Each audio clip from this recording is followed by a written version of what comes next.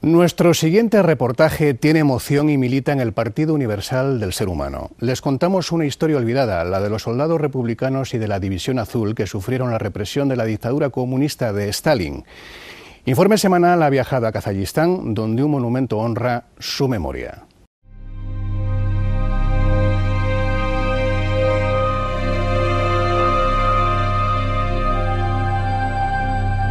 No te quedaba más remedio que luchar por la vida, no por la libertad. En aquella época lo que menos importaba era la vida, lo que importaba era sobrevivir. Han pasado 60 años desde que José María Bañuelos dejó atrás el horror del Gulag. Fue un niño de la guerra que escapó del franquismo, pero cayó en las redes del estalinismo. Se empeñó en sobrevivir y lo consiguió.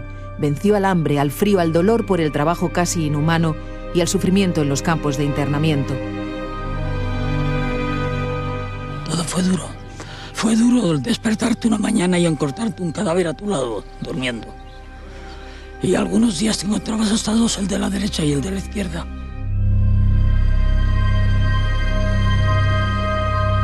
Su mirada se pierde entre las cruces que recuerdan a los que murieron en el Gulag, un crisol de 476 complejos de campos con miles de secciones individuales y millones de presos malviviendo en ellos. En ese paisaje del terror coincidieron republicanos y soldados de la División Azul, españoles obligados a entenderse para aguantar tras las alambradas soviéticas.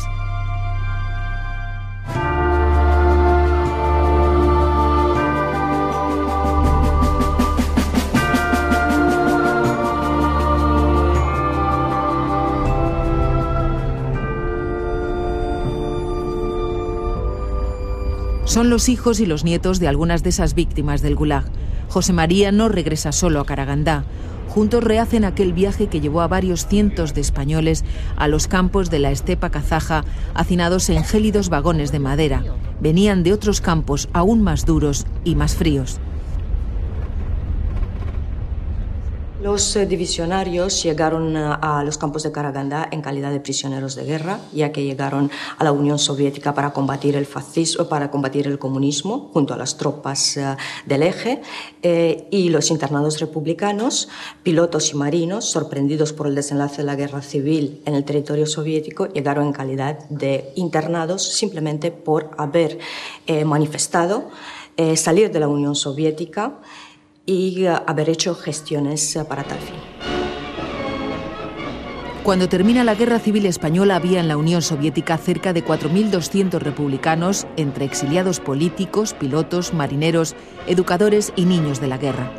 La mayoría optó por quedarse por miedo a las represalias de Franco. Otros, en cambio, pidieron abandonar el país. Para el régimen estalinista, cualquier extranjero era sospechoso de espionaje. Las redadas se agudizan cuando estalla la Segunda Guerra Mundial y Alemania invade la Unión Soviética. Muchos españoles acabaron en los campos del Gulag acusados de ser espías, enemigos del pueblo o traicionar a la patria de los soviets, país para regresar a España o encontrar refugio en México o Francia.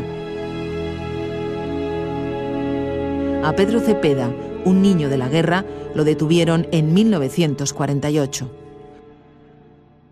Él se metió en un baúl diplomático, trabajaba en la embajada argentina en Moscú y había dos diplomáticos argentinos que intentaron ayudarle a él y a otra persona, a Tuñón, a intentar salir del país para volver a España y antes de eso denunciar lo que estaba pasando en Rusia con los republicanos españoles que estaban encerrados, sin ningún motivo, simplemente porque querían volver.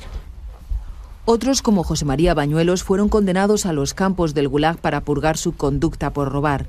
El salario de la fábrica de armamento donde trabajaba no le daba para comer. Tenía 17 años cuando llegó al primer campo junto a otros 3.000 presos. Después del primer invierno quedaban vivos solo 600.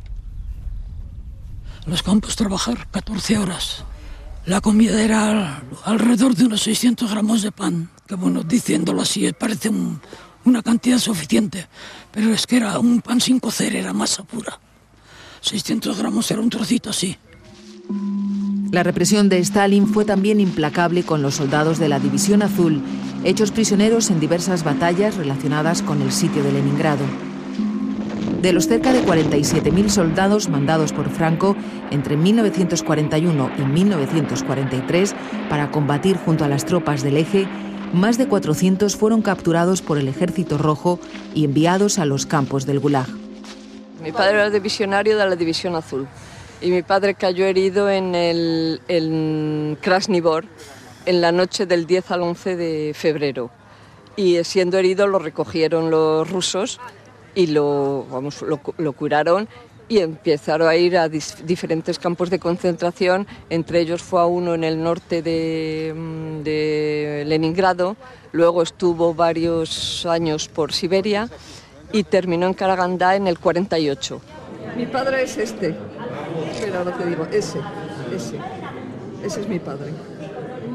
Le voy a hacer una foto para enviársela a mi madre. La historia de esas víctimas españolas del Gulag comienza ahora a ser rescatada del olvido. Seguir su rastro no está siendo nada fácil. Al trabajo de varios historiadores se ha sumado el esfuerzo de las autoridades kazajas que, después de revisar sus archivos del KGB, algunos de ellos todavía secretos, encontraron las fichas de 152 españoles que pasaron por los campos de Karagandá. En estas fichas se reflejaba mucha información: dónde nació el preso, en qué ejército combatía, su profesión, si pertenecía a algún partido, si era republicano, su religión. Y luego se registraban todos sus desplazamientos por los distintos campos de concentración. La entrega de las fichas por parte del presidente Nazarbayev al presidente Rajoy es solamente el principio de un proceso de investigación histórica que puede dar mucho de sí y que puede arrojar mucha luz sobre qué hacían 152 españoles en la República Soviética de Kazajstán en el año 1941 hasta el año 1954. Los campos de Karagandá surgen en el mapa concentracionario soviético en 1931 y se cierran en 1959. Spassk, Kokusek, Dolinka son algunos de esos campos en los que se escucharon 152 nombres españoles a partir de 1942. 14, aunque podrían ser más, murieron en esta estepa.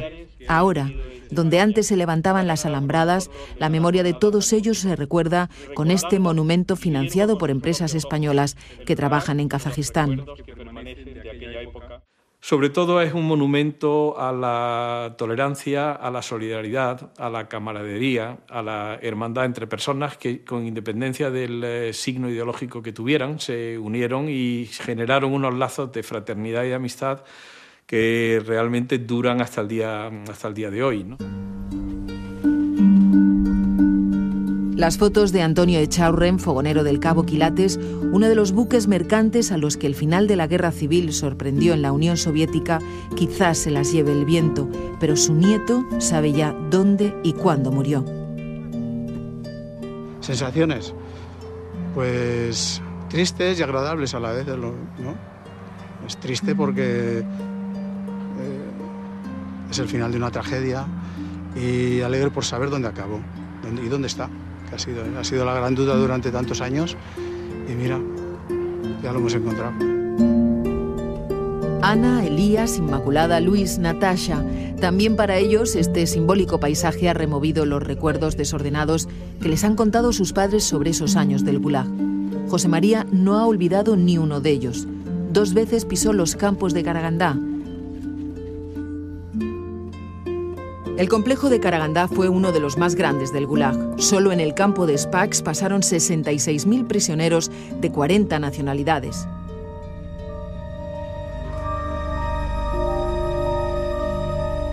La sede administrativa se encontraba en Dolinka, único edificio que aún permanece en pie y que ahora alberga un museo de la memoria que se adentra en el sistema carcelario y la realidad de los presos. Cada una de estas salas recrea la sordidez de los calabozos de los gulags de Karagandá, de los laboratorios, de los barracones o de las habitaciones donde se acumulaban los cadáveres de los internos durante el invierno, esperando que llegara la primavera para poder enterrarlos en fosas comunes. Según las reglas de los campos, los prisioneros de guerra y los internados civiles debían vivir en campos separados. Aún así, republicanos y divisionarios llegaron a estar juntos. En el campo de mi padre hubo muy pocos republicanos, en sus memorias solo habla de 2, pero para él eran españoles, no republicanos ni no republicanos, que prácticamente no hacen ni la diferencia. Que él, en cuanto se enteró que había un español, estuvo buscándole muchísimo tiempo y por fin dio con él, y entonces cuando por fin le encuentra dice, joder, por fin te encuentro. Y el otro, Álvarez le contestó, ya, pero es que yo soy de la División Azul. Y mi padre contestó, como si eres de la Verde. Yo lo que quiero es hablar en español. Convivieron hasta 1954 y juntos realizaron protestas y huelgas de hambre en contra de las condiciones de los campos, que les impedía incluso comunicarse con sus familias. La guerra mundial había acabado y los internos españoles veían cómo presos de otros países lograban su libertad mientras se comenzó la repatriación de los españoles. Cuando me recobré la libertad fue ya a partir de cuando pasamos el estrecho del Bósforo. Porque durante todo el Mar Negro yo todavía no estaba convencido de que decía, aquí viene algún barco ruso otra vez y nos hace volver para atrás. Cuando llegamos al Bósforo en Turquía, ya entonces sí, dijimos ya. El 2 de abril de 1954 llegaba el Semiramis al puerto de Barcelona con 286 españoles. 248 eran soldados de la División Azul, 38 republicanos. Los recibieron como héroes. El puerto barcelonés era una auténtica locura, con miles de personas esperándoles en los muelles. Fue el primero de los barcos que lograron traer a todos los españoles del Gulag después de tantos años de zozobra y angustia. Esto es un pequeño símbolo y algo habrá de mi abuelo aquí, ¿no? Y aunque no sea polvo de sí mismo, será pues parte de su tragedia, que le tocó vivir triste, además, bien triste. Cada una de estas cruces refleja el dolor de los millones de víctimas que dejó el Gulag. Durante años, hasta los protagonistas de esa tragedia han querido olvidarlo, pero la historia no puede ocultarlo.